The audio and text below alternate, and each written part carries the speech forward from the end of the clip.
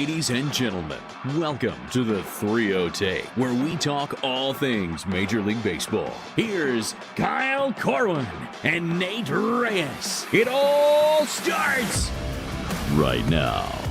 Ooh, welcome back to the 3-0 Take, presented by SeatGeek. This is episode 434. I'll be your host, Kyle Corwin, and I'm here with my co-host, Nate Reyes.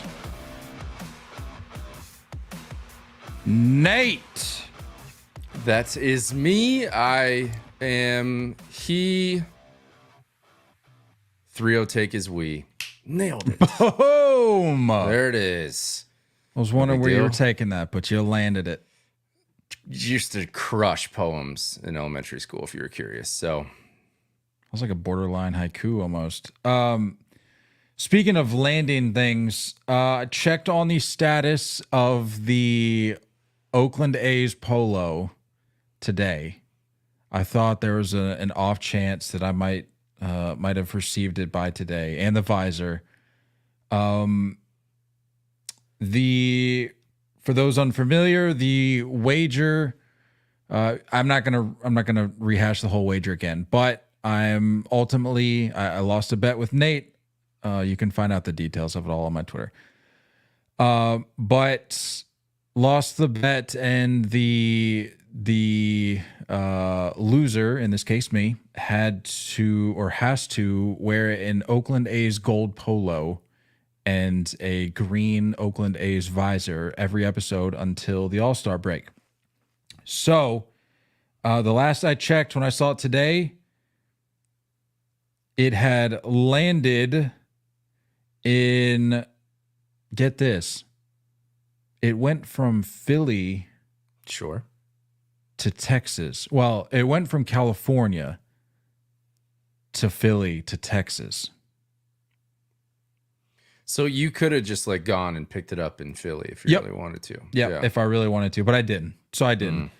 Some would say that's not really super committed.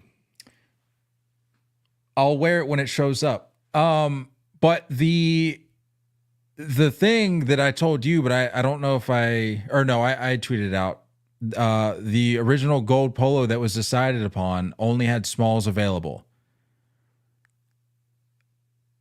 You question my commitment to this bit. I almost thought about ordering a small and just figuring out a way to make it work, but I didn't. That would have been a tough scene. But I didn't. So in classic Oakland A's fashion, I opted for a cheaper option, save some money, and I found like new Oakland A's gold polo, a similar option on eBay, and went ahead and placed the order. Old, like that's for sure old.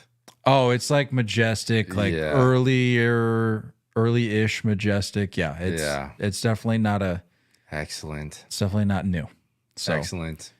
I will be rocking that presumably Wednesday. Yeah, that's what I was gonna say. All the more reason to get your subscribing to the YouTube channel done now, so you could witness this stretch. I think we counted it's like 11 or 12 episodes. So I think it's about a dozen episodes. That's perfect. That's absolutely perfect.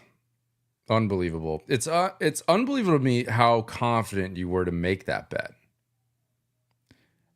I told you, I sent you the tweet. I've been reading articles since then talking about the Oakland A's fall off in the last 2.5 weeks. The evidence was there. It was working in my favor. I thought that was a pretty easy bet for myself, but not to be had. So call me a genius. It's okay. No, you didn't have that kind of foresight. Anyway, just wanted to get that update out there about our Oakland A's wager. Just wanted to update the people on the latest that I know. Edwin Diaz.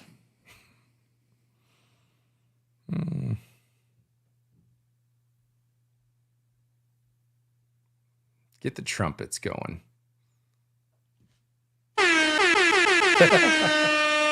That's all I got. That's close enough. That's close enough. That's close as I got. I'll save it. Edwin Diaz demoted from his closer role with the New York Metropolitans. I think a move that many of us saw coming, Mets fans included. And he even alluded to it himself, talking about how his confidence was down and that he was willing to step away from the closer role. He mentioned this in a post game presser. I believe it was in front of his locker. I was watching the clip today, or I think it was from last night. I saw today, and then I think shortly thereafter, it was announced that he was demoted. I don't know if the word demoted officially made its way to the headlines, but all in all, no longer the closer of the New York Mets, at least for the near future. In the meantime, I think we're going to have a closer by committee that will not include Edwin Diaz. What are our thoughts here? I'm trying to look at like the game log. So I didn't see how many saves has he blown? He's blown leads in 3 straight games. He's converted only 5 of his 8 saves, giving up 11 earned runs in 18 innings, which amounts to a 5.50 ERA. Yeah, it's a tough look. Looks like the strikeout stuff is still there. It's really strange. It's really odd. I was trying to look at numbers on Baseball Savant compared to 2022, because obviously he was out last year. It doesn't compute to me. Fastball, he's pretty much a 2-pitch guy. Fastball and slider percentages are the exact same. It's basically like a 58% slider to 41% 4-seam fastball percentage. Just carbon copy from what we saw in 2022 when he dominated. Looking at spin looks the exact same. But obviously numbers are just not good. Batting average against the slider this year is a 234. 2022, we had a 114 batting average against. Slug has climbed from a 134 in 2022 to a 468 off that slider. Looks like the lift has gone up. It was a 9-degree launch angle on average in 2022 compared to a 14. Fastball is also getting lifted. Velocity is slightly down on the fastball. So far, it's a 96.9 this year compared to a 99.1 average in 2022. So, like, velo is down, I suppose. It's just odd. Like, the swing and miss stuff is just not there the way it used to be. But I think the issue is mainly the slider. He gave up 1 home run in all of 2022 off the slider. He's given up 3 so far this year. So the slider is for sure the issue. And, coming off of TJ, like, I guess it's, or not TJ, what was it? The knee. From the World Baseball Classic, yep. Yeah, the knee. So it's like, I don't know how you just lose that pitch, especially when spin looks the same, velocity looks the same. It's actually getting better extension off of it. I don't know. But guys just aren't missing it right now.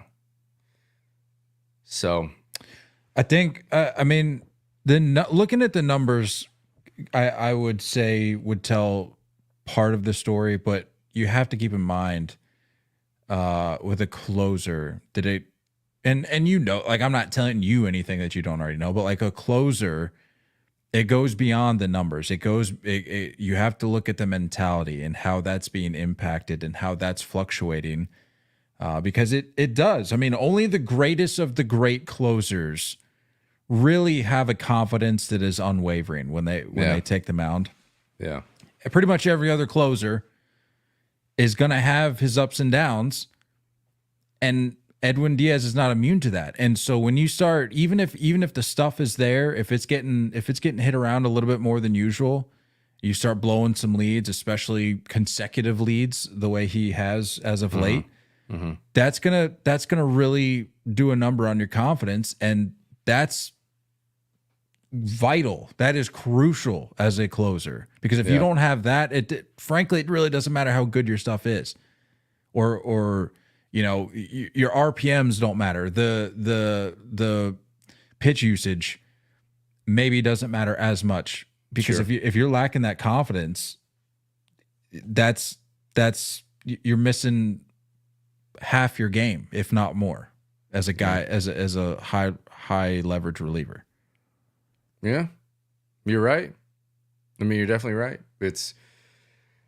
I think that's, again, just, I'm not trying to be a homer here, but like, we can go outside of Mo. We can go into the Trevor Hoffman conversation if you want, but like, it just shows how difficult it is to be a lockdown Hall of Fame closer for that stretch in your career. Yeah. It's just super impressive. I am not surprised, because let's face it, like, nothing about the Mets ever surprises us, ever.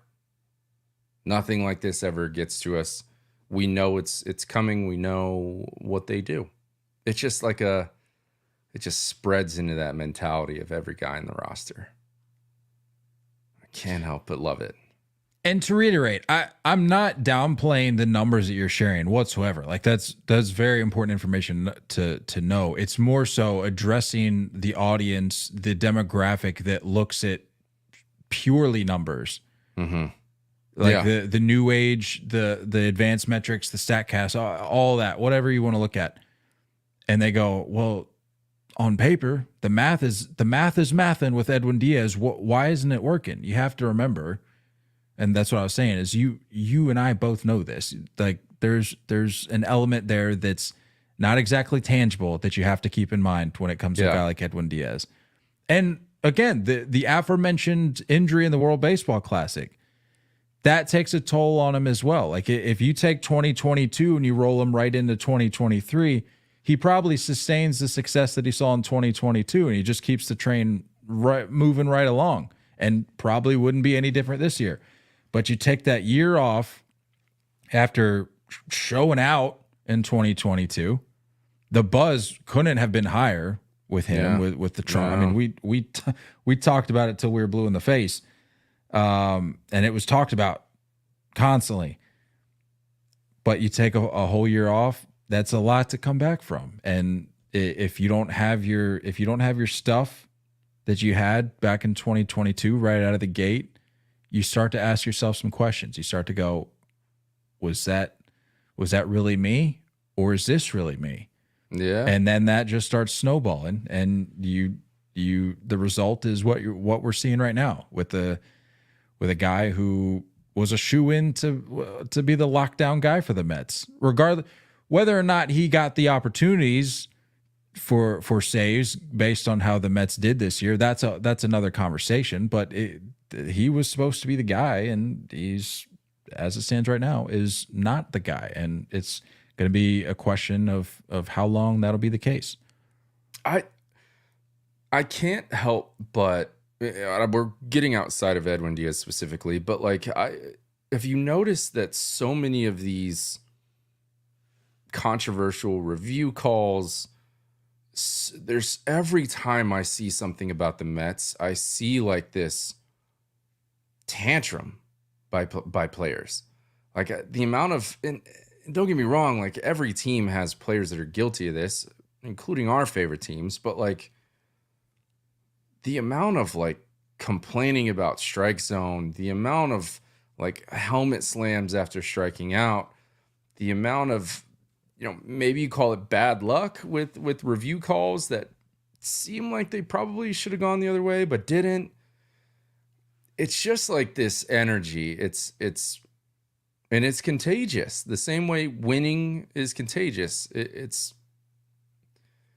almost like they're finding a way to lose. And I don't know how you flip that script. I really just don't know. I like Carlos Mendoza. I'm a little biased because he was a bench coach with the Yankees. I feel like he's not necessarily a bad fit. I don't know if he's the long-term answer, but I just don't know how you change like the attitude. I need a winner. I need a leader. I need someone who is willing to just put their foot down and be that guy in the clubhouse.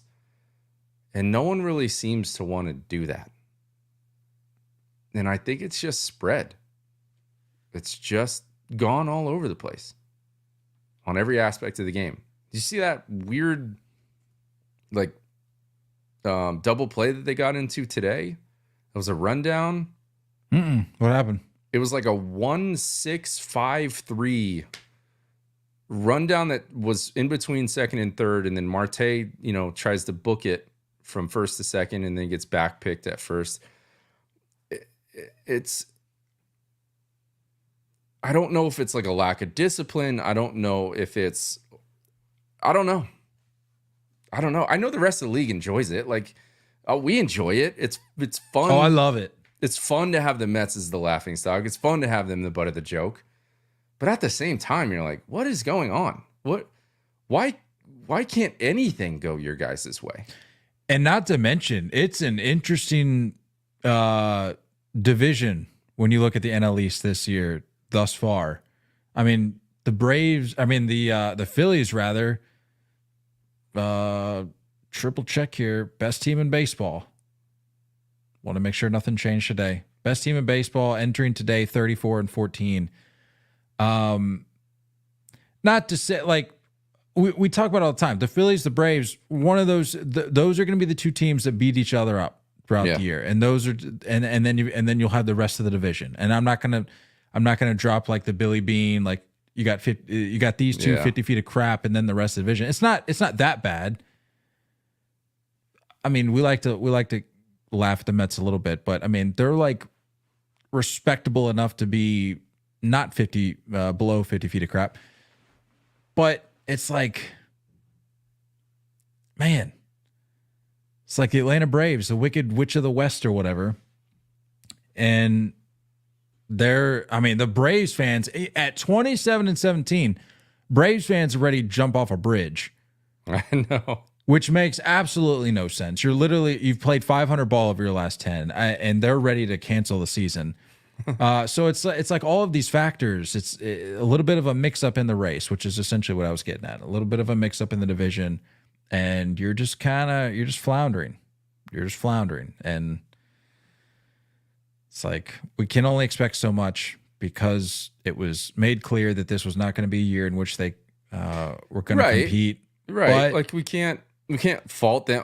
I to be honest with you, I'm somewhat impressed by a 21-26 record. All things considered. Like you got to think that that's pretty decent for what they're doing and what they're not doing and who they are. I think it needs an overhaul, man. Like I really do. And I don't know what that looks like. But I don't know. Greg says on the stream chat, it says Braves are something to watch right now, losing games we shouldn't. That I understand. Sure. It's incredibly frustrating to be losing games that you shouldn't be. But it gets worse. you got to take into account the resume you've put together thus far. You're 27-17. Mm-hmm. The Phillies I would imagine, aren't going to sustain this level of play. It's all right. It's all right.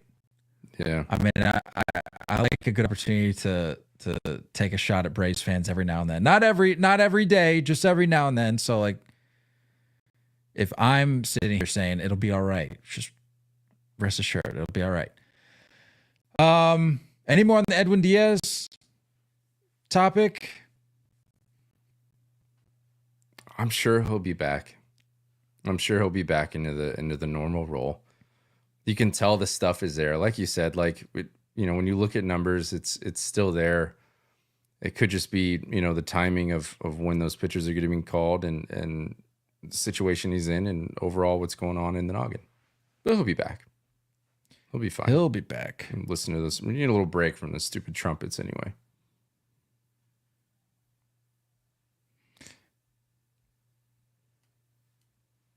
Yeah, I wish I could have that hatred right now for just getting the trumpets out of here. But I just hate to see a guy like, I mean, you saw the headlines, him getting like emotional, and it's like I can't take shots right now at this guy. It's tough. If he was doing well and they were continuing to force the trumpets down our throat, I'd be like, I'm done. This is what I'm saying. This is what I'm saying, man. Like, show me some freaking mental toughness. Like, show me some mental toughness. If you're a Met fan, you got to be like, where is like our what? It's not even that far into the season, and we're complaining this way, and we're like self-pitying our way through this. It's like, no, I think to their credit, I think, and we've mentioned this before, I think Mets fans are just numb to the state of their team. It's the players that I think, and that may have been who you're referencing. It's the players that need to show the mental toughness. Like, take a hint from your fan base. No, 100%. That's what I'm saying. Like, just like this is our lives now. Met fan, Yankee fan, whoever you are in New York, like you'd like to think that those people are typically a little more mentally tough than a lot of Americans. So it's like, maybe they're just louder than most Americans, but either way, it's like just a mentality switch needs to happen. I don't know. Trying to watch my team lose over here. Let's talking about other cities. Let's go to Chicago. Let's talk this finale on Saturday versus the Pirates. So, laying the scene here, you got Christopher Morel at the plate. David Bednar, who, as we know, hasn't had prime David Bednar season thus far. I believe it's a 0-0 ball game. Cody Bellinger at the plate. Ball, hard line drive, hard ground ball up the middle. Did I say Cody Bellinger at the plate? No, Christopher Morel's at the plate. Cody Bellinger rounding third. And the controversy begins. Play is at the plate. He slides in, knocks the ball loose with his hand unintentionally. If there's anybody out there, and I would like to think that baseball fans are smart enough to know that there was no intention in that, because a play moving that fast, sure, you can sit there and break it down in slow motion and go, oh, well, he clearly knocked it out of his hand. A play in real time, he's not looking to do anything intentionally there. He's trying to beat the ball to the plate. That's what he's focused on. And then you just see all these interpretations of the rules flooding social media saying, well, no, this is what Rule 713 says. And, well, this is what the video shows. Well, this is what the replay room said. And this is what was decided. There's just a whole bunch of chaos. I frankly still don't know where I fall on this play. I mean, we know now what the rule is, because that was brought to our attention. A little clarity provided on that front. But it's just that's a fast-paced play to end the game. And it's hard to, I mean, to be fair, it is the umpire's job to know these things, so I'm not going to absolve them completely. But, like, to see the play happen in real time, to make the call that he did, to acknowledge that the ball was on the ground, I don't necessarily fault him for that. However, the issue is with the replay room. That's what I'm saying. You take it to the replay room. Those people, now that you're in the midst of a replay review, a timeout, you have the ability to go, okay, what does our rule book say?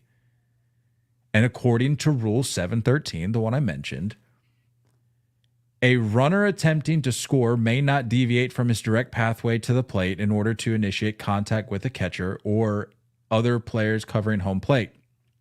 If, in the judgment of the umpire, a runner attempting to score initiates contact with the catcher or other player covering home plate in such a manner, the umpire shall declare the runner out, even if the player covering home plate loses possession of the ball. So that's what the rule says.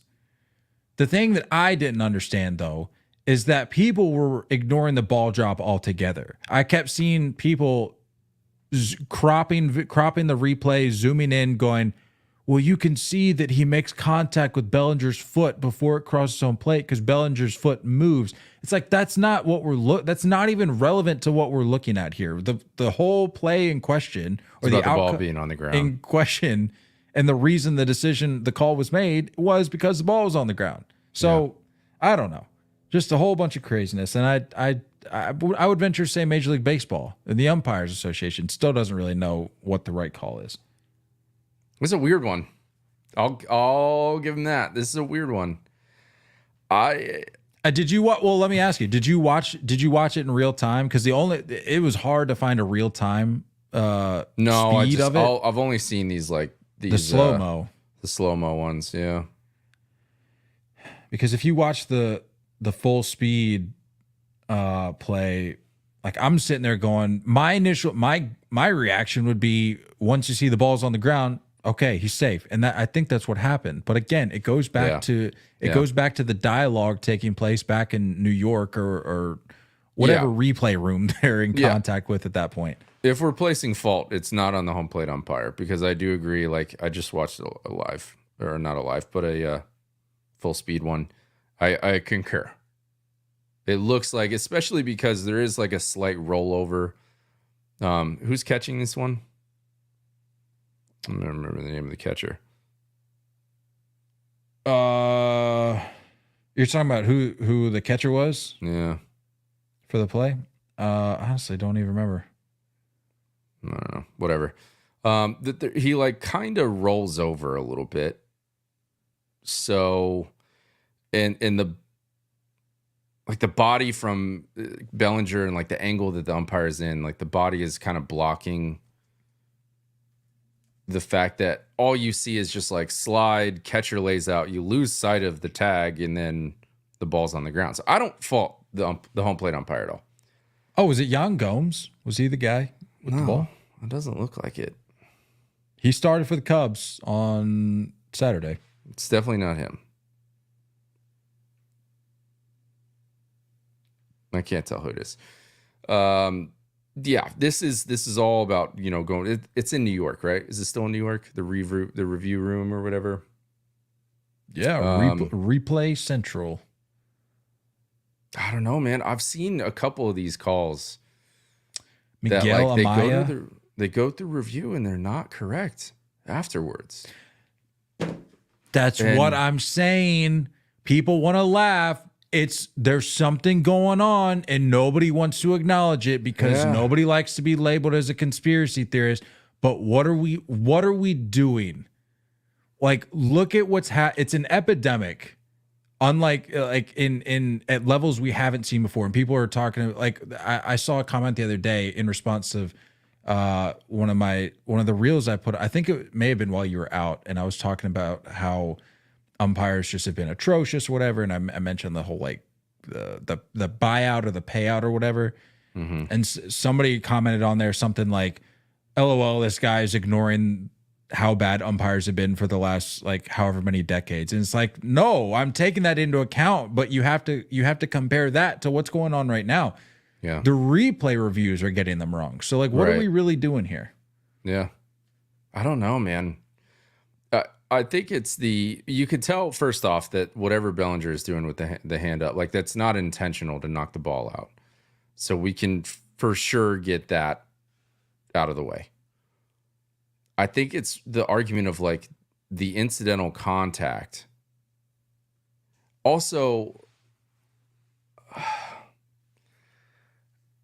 I can't tell, because for the sake of the argument, for like a transfer play, like you can tell like a middle infielder, if he's going to transfer and it's a drop, like it's the action of the next motion, right? Like the catch was completed, the out was completed. So can you argue that the action of the tag was completed and this is like an effort to show the umpire the ball, right? Like that's what it was mainly looking like. Like he's trying to say like, hey, I'm still holding on to this, and then it got knocked out. So can you use that same logic as you would as like a transfer play, saying like that the first action's completed we can't judge the next action? I don't know. It's kind of like in the NFL too. Like, did he go to the ground and hold on to it long enough to complete the catch? It's hard to say. It's really hard to say. I don't know. I don't know the right call. Do you know the right call? Do you agree? Safe or out? Like, can you pick one way or the other? Like, it's weird. Like I said, if I'm watching this play in real time. No, say you're in the review. Say you're in the review room. Well, that's what I'm saying. It's different. If I'm the umpire watching this real time, play at the plate, you might initially think he's out. You see the ball on the ground, and he pointed to the ball. He acknowledged that the ball was on the ground, called him safe. That's what I would have done. Yeah. But if I'm in the replay, to answer your question, if I'm in the replay room, why would I not be referencing this rule 713 and going, there's our answer. This doesn't need to take more than 30 seconds. Why is that not happening? Read the first part of 713 again. Relevant to which, like, because the way I took it in is like, if they make an effort outside of the path to initiate contact, right? A runner attempting to score may not deviate from his direct pathway to the plate in order to initiate contact with the catcher. So the deviate part is where I'm getting lost, because like he didn't deviate. This was a direct path. I don't think it's so much about the contact. I think it's the... Well, no, but it's the second part of 713 that, going back to my point, where it's like this should take no longer than 30 seconds. If they know what rule is relevant to this play, you reference it, you make the decision, and you go on with the game accordingly, or end the game accordingly, or what, advance to the next inning. However the play lends itself. But the second part of 713, if in the judgment of the umpire, a runner attempting to score initiates contact with the catcher or other player covering home plate in such a manner, the umpire shall declare the runner out, even if the player covering home plate loses possession of the ball. The umpire shall declare the runner out, even if the player covering home plate loses possession of the ball. Yeah. Initiates contact with the catcher. Is that saying only if he deviates, or no? Because that seems like a sub thing under the rule. You know? Like, is that only relevant if he deviates? That's fair. Yeah, that's fair. So that's what I'm trying to figure out. Because it just says, if in the judgment of the umpire, runner attempting to score initiate. I read that as a separate, like independent of the first part. But to your point, if it's a sub rule of the primary or the initial reading of 713, then I just had a new idea. I think we should just once an episode drop a new rule that we read straight out of the rule book. Try to dissect it. I love that. The verbiage of this is crazy. I love that. We need to do that. Just a live idea. Just so we're informed. This is new though. I don't remember seeing anything like this. I mean, I think like you think back of like maybe like a swipe play at first where the first baseman comes off the bag and still swipes. Like, is it I think of like the next part of the action. It seemed to me like the tag was completed and it's like the show of I made the tag, then ball gets knocked out. It's just kind of how I think he's out. I lean towards out.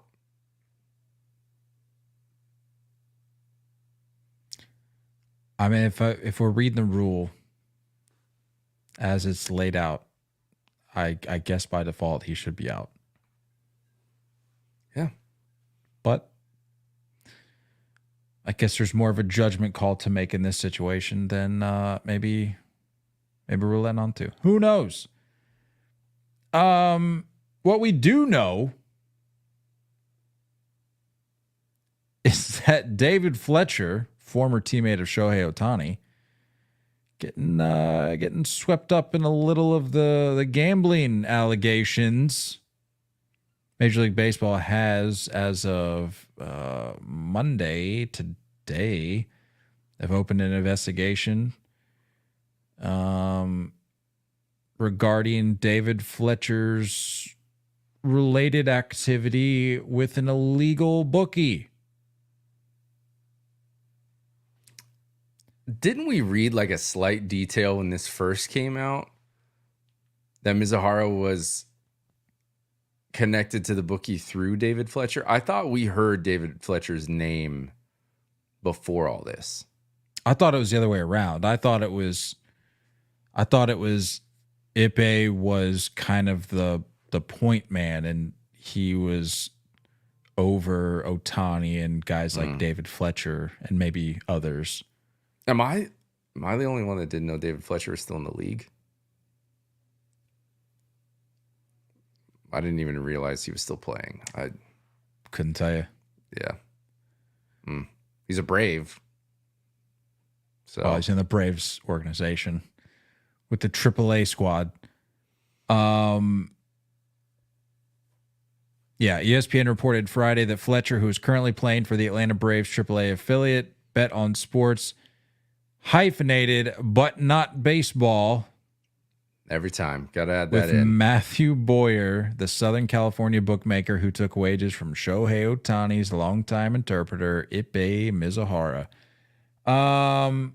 Still illegal. Well, not illegal, but still, well, kind of still illegal. Still against MLB's rules. Like, you can't use an illegal bookmaker. Can I throw something out there? This probably won't land well with a lot of people, but it's just a thought. Maybe it's more of a question.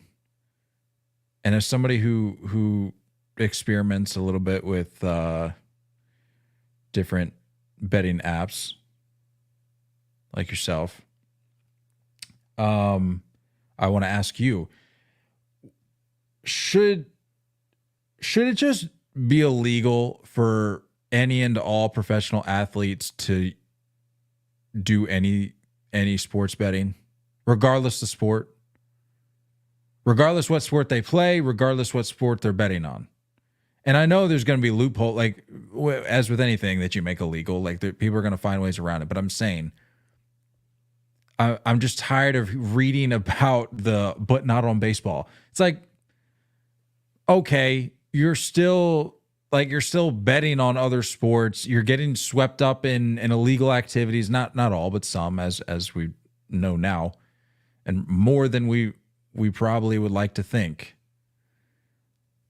Like, at what point? Well, I'm answering my own question. That would never happen because of the way that these sports books have infiltrated. Specifically, looking at baseball, like you have sport books like on site for some of these parks, advertising, sponsorships, like, yeah, that would never happen. But I'm tired of the stipulations of, well, didn't bet on baseball though. It's like, I would venture to say that he probably did, but we're just trying to keep the image as clean as we can now that the report is out. It's still the bookmaker thing for me. Like, if you're using a bookie,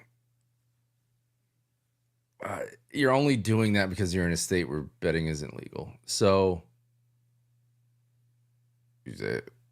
I don't understand what the issue is, because there's plenty of players that don't have issues. There's plenty of guys that bet that don't have issues. As long as you just follow the rules. I don't know, man. It's a strange thing to just ignore, specifically around baseball. Like, we know the betting scandals in our game. I'm not gonna lie. I'm gonna have to agree with John here in the stream chat. He says legalized sports gambling has ruined sports. Maybe like whatever. Like if you're into sports gambling, which again I know you dabble in a little bit, and you've had. Hey, I'll give you credit. You've had some good success. You've Had some dubs. Yeah. You've told me about some dubs you've landed upon, but personally, as a fan. Like forget the players getting caught up in these things. As a fan, I'm just tired of it's everywhere. Like I can't look at like a score bug or a bottom line ticker like you see on the bottom of our stream That tells you to go subscribe to our YouTube. Exactly. That's the one. You can't look at any of those things anymore without seeing the over unders, the money lines, I mean, you know all that stuff better than I do, but I'm just like, it's so much, it's everywhere. And then it falls right in line with the reality that like these guys you can't sit there and say, well, this is illegal. You shouldn't be doing that. By the way, this is sponsored by FanDuel. It's like we're gonna call you out for that illegal activity that you're doing over there. And by the way, your team is sponsored by DraftKings. It's like, I mean, I know I get what you're saying. I get the argument. It's more, yeah, it's more intricate than that, but you're still promoting the action.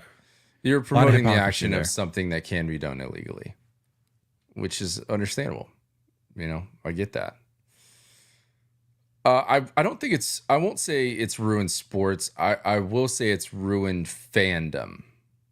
Which is kind of what I was saying. I won't maybe say it's ruined sports necessarily, but fandom. I think it's the experience. I think it's right. I think it's ruined fandom because there are, plenty of guys, that are like indifferent about the result of the game as long as their bet hits. To each is their own, I suppose. I get what you're saying, but like, I don't know. I'm like, for me, baseball, first off, is so hard to bet on. It's insanely hard to bet on. Like, there's not a harder sport to bet on. But for me, like, if I'm watching a Monday night football game and it's the Jets and the Browns, like, I have no dog in the fight. It makes it more interesting to be able to watch if you got $5 on the over. You know what I mean? So it's like, I don't know.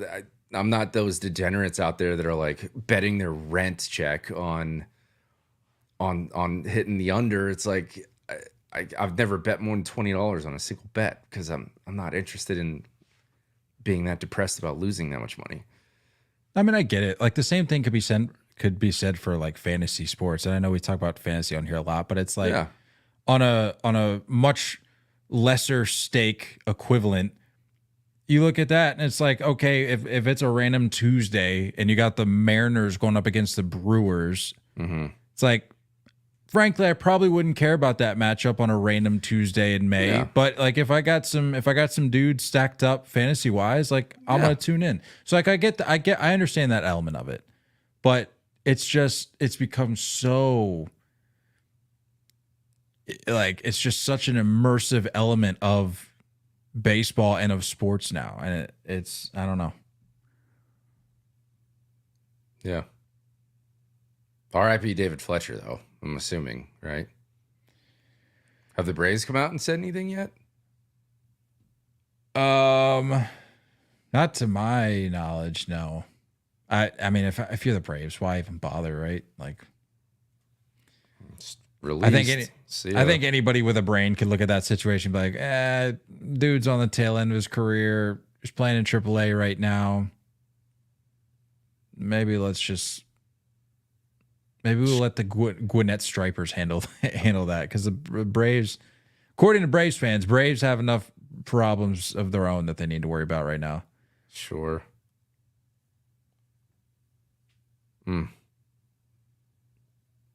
What do you think though? Like bigger picture here. Do we think more is going to come out of this Shohei thing? Related activity, related personnel. I think you're gonna start hearing more and more names for sure. I think what makes things interesting specifically to that scenario now is like, was David Fletcher aware of what Ipe was doing? I'm not talking about the bets. I'm talking about like, stealing money from his teammate. Because that's like a whole different can of worms. How many people knew? Didn't say anything. It also makes you wonder too, with a guy like David Fletcher who's not working with Shohei Ohtani type money, like what his involvement looks like with that, or like how much more or how much less he knows based on the fact that he's not necessarily playing with the same tier of funds. Yeah. True. That's a good point. I think it's going to spread outside of like just MLB players. I mean, what was that thing that we saw with the Real Housewives cast member? You remember that? Oh yeah. I don't even, did we even talk about that? I don't even think we mentioned that. That was weird. What was the... It was like a connection to Ipe, and I don't know what it was. Ryan Boyahian, a cast member of Bravo's reality TV series The Real Housewives of Orange County, is the bookmaker's associate to whom Ipe Mizuhara wired money to pay his gambling debts, multiple sources with knowledge of the investigation said. Mm-hmm. Yeah, I think we're just going to start seeing different names come out of this that are a little random. A little weird. Little weird. Some ripple effect there. But if David Fletcher knew, like that is a... Do you think they're talking like how much they're throwing down on like a parlay? And Ipe's like, yeah, I got 150 G's on this. You think David Fletcher would be like, what? Where'd you get that bag? Like, was there ever any of that going on? Unassuming look, by the way. When you look at David Fletcher, you're like, I wouldn't guess that you were that guy. Yeah, but now that we know, when I look at David Fletcher and I'm like, I could see something there. It's always those short, pesky guys. Something beneath the surface with that guy. Refused to strike out, like that weird energy guy that you had on your team. Like, I like you, but I would hate you if you were on the other team. That's a tough guy. That's a tough guy to get out. And that probably tells me that that's probably a guy Scrappy. that's going to... That guy would be the guy to throw his rent onto the table. Oh, yeah. I could see that. If worse comes to worse. I could see that. David Fletcher is a guy that's going to give you every last penny. No, that's all speculation. I'm sure for legal reasons we can't say such things. But whatever. All speculation. Do we want to speculate on these on the meeting behind these Cardinals City Connect uniforms? I think it lasted 4 minutes. What do we call this place? The Lou? Perfect. Throw that on there. You want to keep the same backdrop with the birds? Perfect. Do we have question to everyone in the room here at Cardinals HQ? Do we have an existing jersey that we could maybe slap the nickname on? Yeah, we got some like red ones with the birds and the bat. Yep. Perfect. Wait, are you saying like that you're just going to take the Lou and put it on a jersey and make it look exact? Yep. We've already done it, actually. Yeah, I got a lunch. I got to get to. Let's just wrap this up. They're already in production. Yeah. What's funny is that I don't hate them. Yeah. Yeah, but it's easy for me. Like, I don't hate them, but it's super easy to be indifferent about it. Like, I'm not going to sit here and say that I hate them, but I equally am not going to say that I love them because the uniform already exists. Yeah, they're pretty lazy. For sure. But I don't hate them.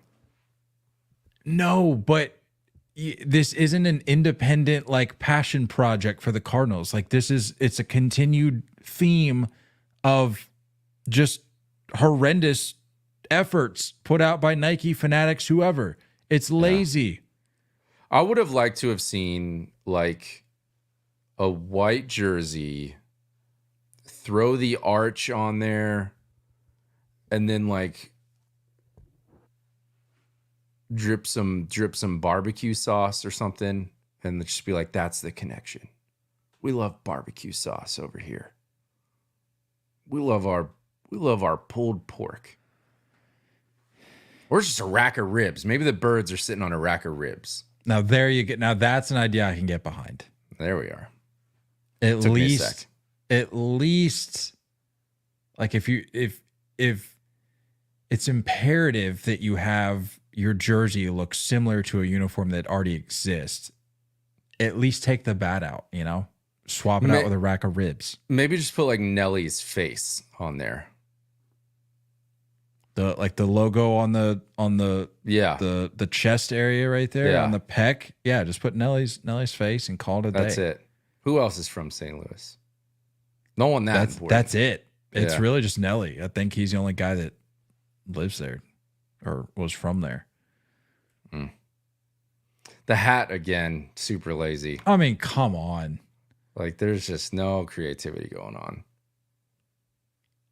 Every single one of these is like when you're in school and you're like, you tell your mom Sunday night that you have a project due tomorrow and you don't have a poster board. That's what this is. It's like, oh, we got to whip something up. It's bad. We don't have poster board, but I can tape together 10 pieces of printer paper and maybe that'll work. That's what we're working with. And for the record, you're an absolute sheep if you think that there's any creativity behind the hat.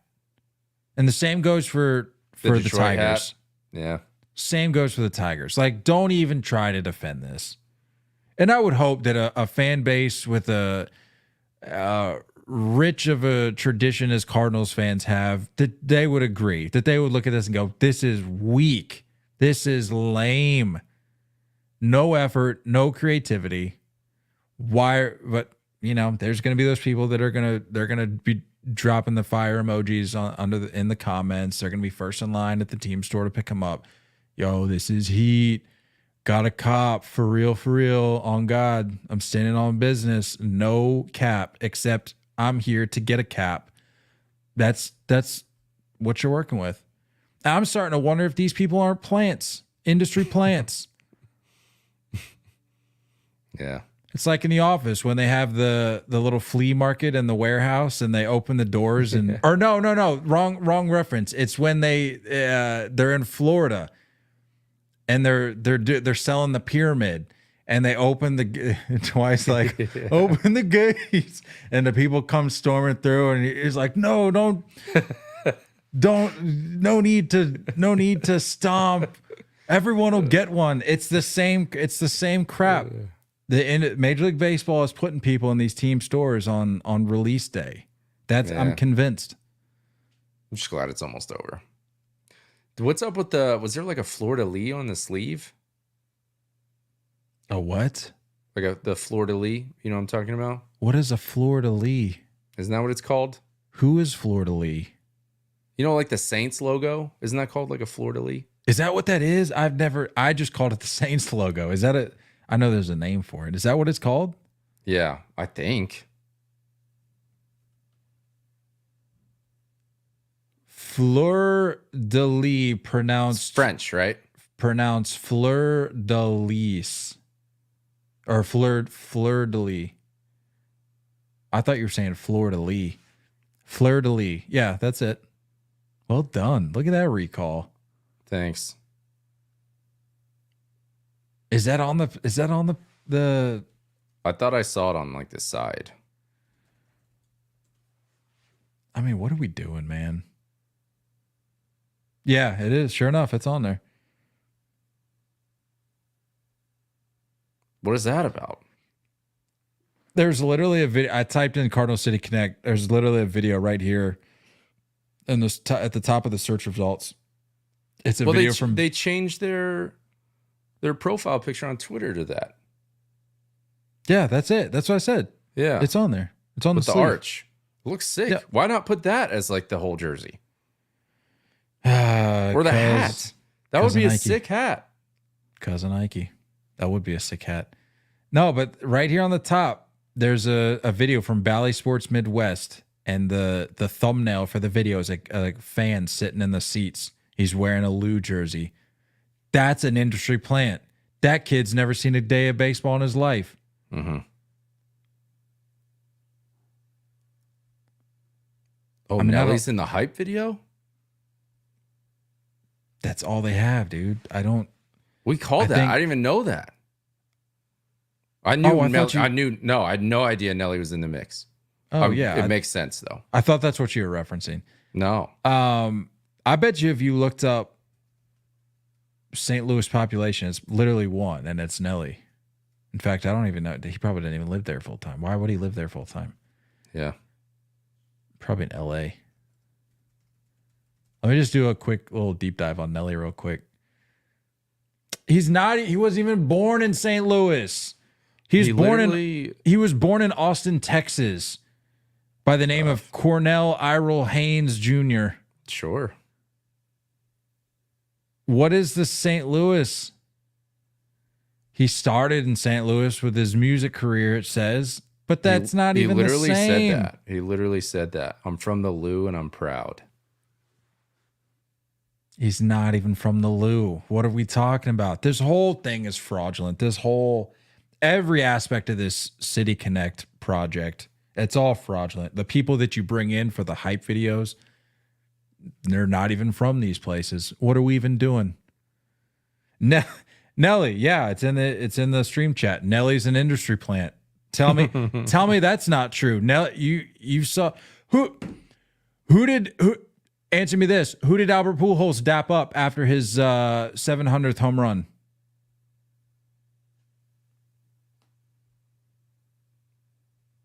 Who was sitting behind home plate after 700th home run? There's a plant. We've been talking about him. It's not Nelly. It's Nelly. It is Nelly. Was he rocking a Dodgers jersey?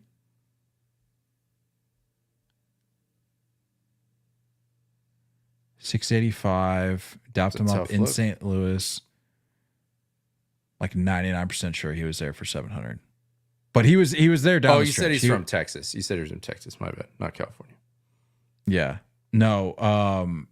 Nelly was behind home plate for like the last stretch there. But my point is an industry plant.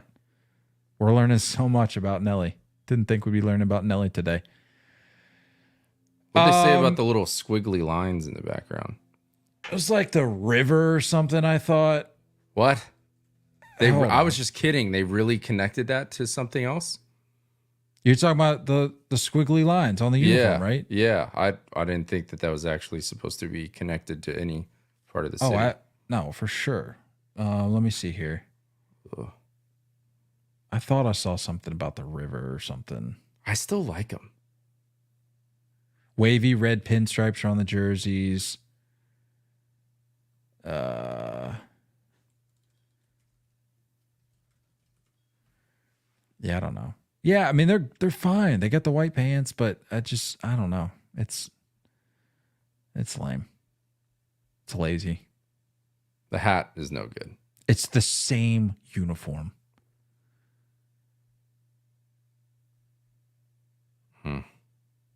I don't get it. Anyway, all right. Wrapping up here with some closing the book talk. Just moments ago, Rafael Devers became the first Red Sox hitter to have a home run in 6 straight games. So a little bit of history there for the old Red Sox of Boston. Alek Manoah. He back?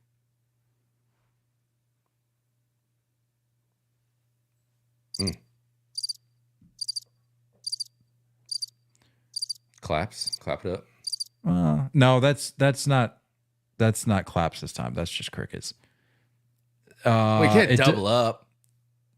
Can't double up on the cricket meeting. For Alek Manoah, you can. You absolutely can. When are we allowed to say he's back? I was going to ask you that. His most recent start, 7 innings pitched, 1 hit, 0 runs, 1 walk, and 7 Ks. He had another good start before that, didn't he?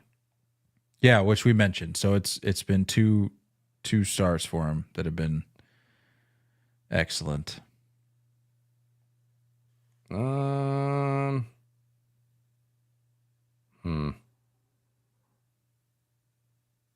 Twins and Rays. No, I don't know.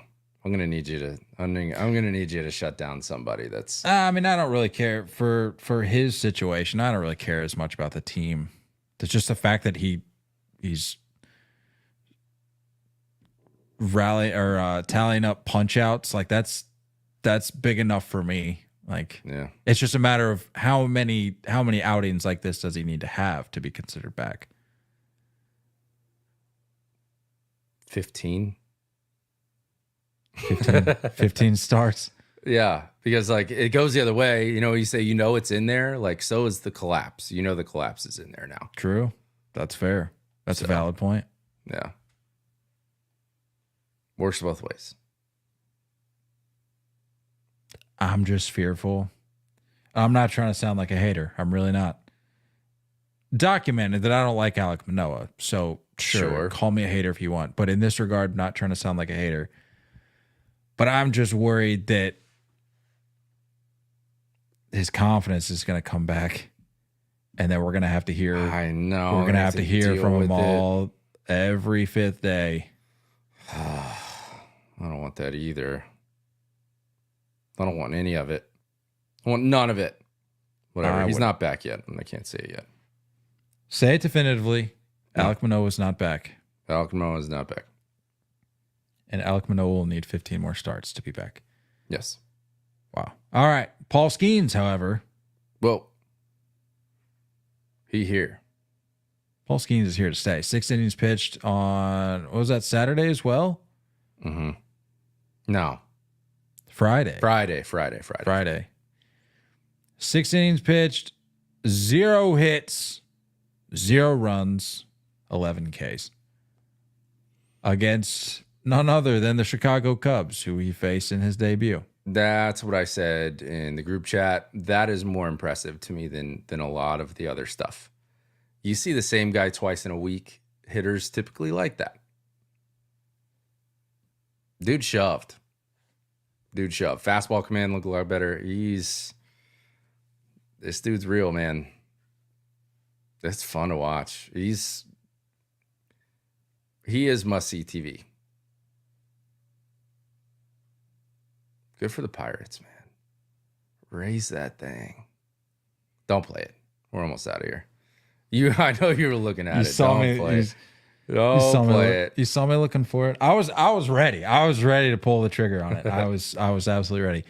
And lastly here, did you by chance see this Birmingham Southern stuff? Is that D3 school? The D3 that's school getting shut down. Dude, what a story. That's cool. If you're not familiar, Birmingham Southern, a Division III school, their baseball program just advanced to the D3 Super Regionals. The university is shutting down permanently on May 31st, so 11 days. Here's the catch, though. If they win the Super Regionals, they advance to the D3 College World Series. And as a result, they will be playing for a school that no longer exists. That's sick. How wild is that? Like, that's like the baseball equivalent of like the Purge. There's no rules. You can do whatever you want. You don't have to worry about representing any sort of entity. Yeah. Because there is no entity to represent at that point. That's cool, man. I'm sensing a Netflix documentary coming out about this. I think it's already in the sick. works. I think it's in the works. Well, I don't want to get too carried away with it because I don't want it to come at the cost of my alma mater, who's currently Are they crushing? They're en route to the Super Regionals as well. Shout out Really? the Christopher Newport captains. There it is. Shout out to the squad. Just clinched the regional title today, advancing to the super regionals. I was actually looking at it today. I think based on the bracket, I think they would match up with if Birmingham Southern advances from their. Well, it's not the way it works with baseball in Division III. It's not like March Madness. It's not like a semifinal thing. Like you get there and it's just a round robin kind of thing, or at least that's what it was.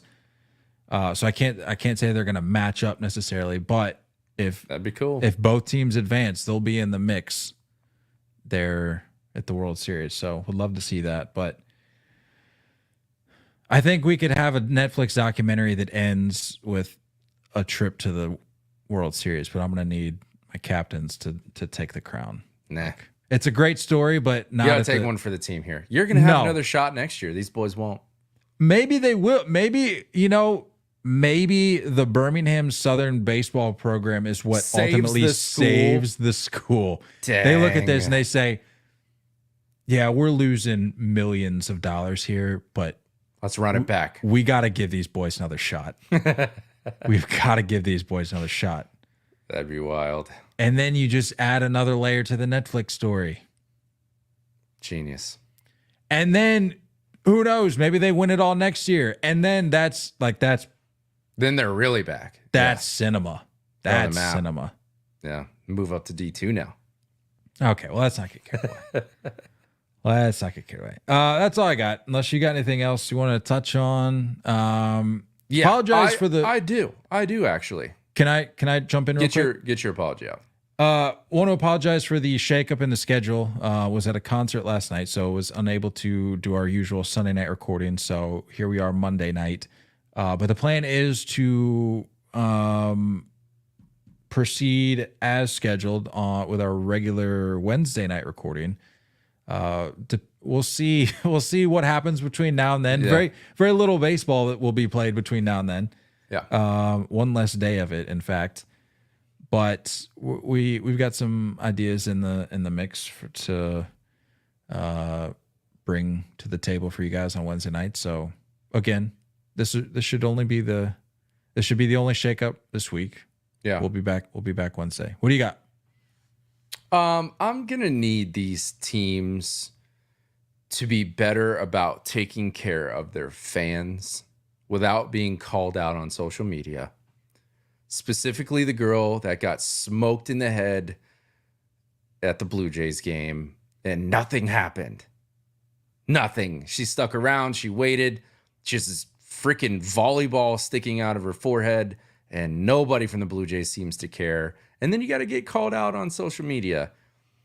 These teams just need to be better, man. Like, you got to recognize where we are in the world. You're going to get called out. The girl that caught the first home run from Ohtani, right? Dodgers did nothing. They treated her like crap. You go on social media. Whoa. Let's give you some more stuff. Be better, organizations. Take care of your fans. And don't let this stuff happen anymore. That poor girl, dude. Like, imagine if she drove home or something. Like, that was a shiner. She looked like Mike Tyson in the 90s, dude. Did you see she got a Topps card out of it? That's big time. They literally took the picture of of her. I think it was the picture she took. The selfie she took. Yeah. She took that and put it on a card. And I think they said the cards that they printed, they sent them all to her. So it's not like they're necessarily profiting off, which is fine. But whatever. Just wild. You get a card out of it. Good for she seemed cool too. Like, she didn't I saw the tweet. It was like, hey, can you guys hook me up? It wasn't like I'm disgusted with the Blue Jays. It was like, hey, I kind of got hit pretty hard. Anything you guys could do for me? So respect to that chick, but organizations just need to be better, man. Need to be better. Like, I need an usher coming down immediately if someone's getting in the face like that.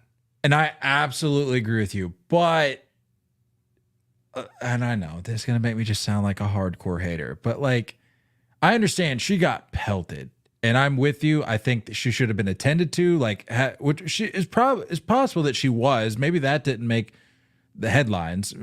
I would venture to say they took care of her, at least took her to medical maybe, but didn't do anything to like. Right. Like her the up, yeah. Exactly. That's the part I'm like you just you caught some bad luck at the ballpark. Does this mean that anytime anything happens like this, we're like entitled to something? Yes. That case, I'm just throwing the question out there. I'm not saying I necessarily endorse that way of thinking. I'm just throwing that out there. It's just a put my question body worth on the entertaining. line. Put my body on the line. That's I don't know, man. Those those Canadians are muddy built, waters. Those Canadians are built tough, though. She definitely played hockey growing up, and that was not the first black guy. Tough. So with that line of thinking, she should have just taken it like a champ, the way she did, and then just gone about her day. Maybe not put out a tweet saying, "Hey, can I get some autographed goodies?" Let's get her on the pod. Let's get her on the pod. You're right. I don't want to sound like Let's a hater. just get to the bottom of it. Hey, respect for taking it, and that's got to be tough. I mean, that's not a fun day at the ballpark, but you know, hopefully she'll get the hookup. Yeah, you know, what's done is done. Hopefully it happens. Actually, you reminded me of something that I want to throw out there real quick before we go. Just talking about taking care of fans. I want to show some love to the Baltimore Orioles. So over the weekend, there's a little bit of rain. Well, it was a lot of rain. I actually had to work an event for my work outside from it was actually like an 8-10 hour day. It was long. Rained the whole day. So you still had to stay? Yeah. Rain or shine. Little community festival. So I say that to say that I know it was raining in Baltimore. They put out a tweet. Again, this was Saturday. They put out a tweet and it says, "For fans with tickets to today's game," and then it had a graphic with a statement. "Orioles fans, we recognize the delay was a significant inconvenience and we appreciate you sticking with us. As a thank you for being the best fans in baseball, all fans with tickets to today's game will receive a complimentary ticket voucher for a future Monday through Thursday home game, excluding select blackout dates. The digital vouchers will be placed in each fan's My Orioles Tickets account, blah, blah, blah, blah, blah." That's how you do it. That is how you do it. They're setting a new standard. This is what they're doing. New ownership, new standards across the league. I'm impressed. O's are kind of feeling themselves a little bit, man. They say, "Hey, we got a product on the field. We need to ramp up everything else, including the way we handle rainouts, rain delays, ticket vouchers, and the like." Absolutely. So, good on the Baltimore Orioles. That's how you do it. I think that's everything. Let's get the heck out of here. I saw some commentary in the chat about where's the gold polo, the visor. Couple days. Go I back. cannot wait. Go back, watch the beginning of the episode, listen to the beginning of the episode. It'll all be there. Can't wait. The explanation's there. We'll be there it'll be here in a few days. That's all I got. Cool. Don't go chasing curveballs. We love y'all. As always, looking forward to talking more baseball with you guys soon. Until next time, stay filthy.